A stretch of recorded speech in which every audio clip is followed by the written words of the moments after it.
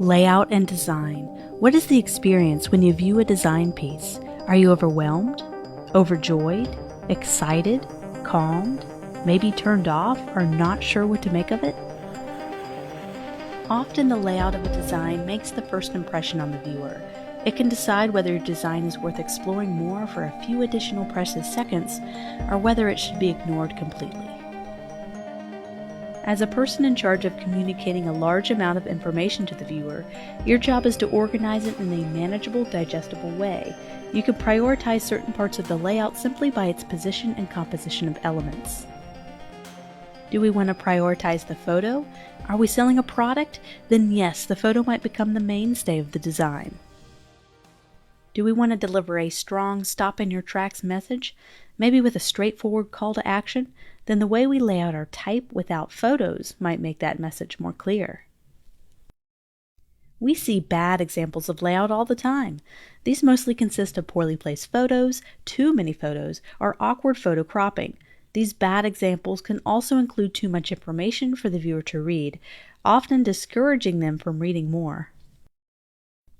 What we need to do is entice and lead the viewer on a journey through our design in a planned order.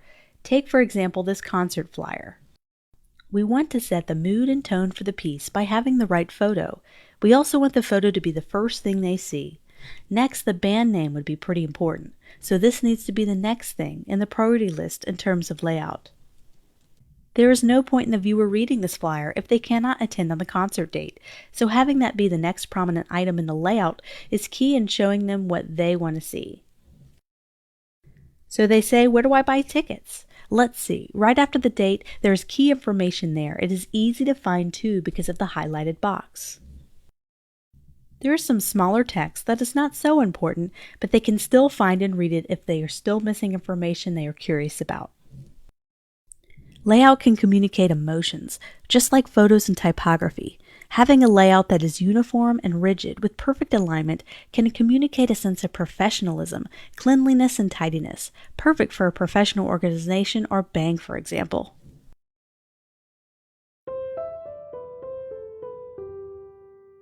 White space is the spacing between elements. Having a large amount of white space can continue this feeling of openness and express a feeling of calm. White space that is tight can spark emotions of anxiety or entice a sense of anger or urgency.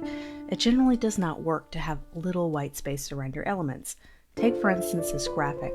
With enough white space, the design has a chance to breathe. It just feels much better.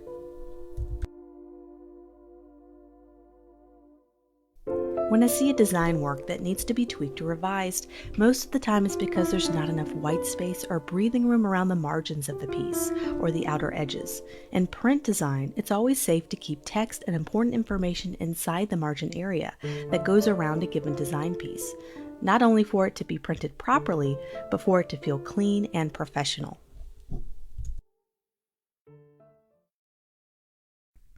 The balance or overall composition of a design is very important in maintaining these emotional responses. If the balance of a design is off, it may not evoke your desired response, and that's why it's important to maintain the right balance between photos, type, and other design elements. This is known as composition. Take, for example, this poster design. The layout contains 5 photos and a few lines of type, but I seem a little bit lost trying to find the focal point of the design. Where should my eye look? Where should it focus? Which photo is more important? It seems to lack a sense of purpose and meaning and seems disorganized.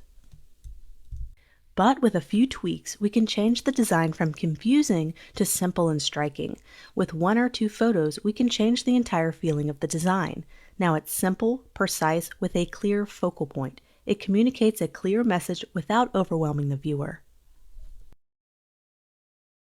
Focal point is an important aspect in the layout of a design.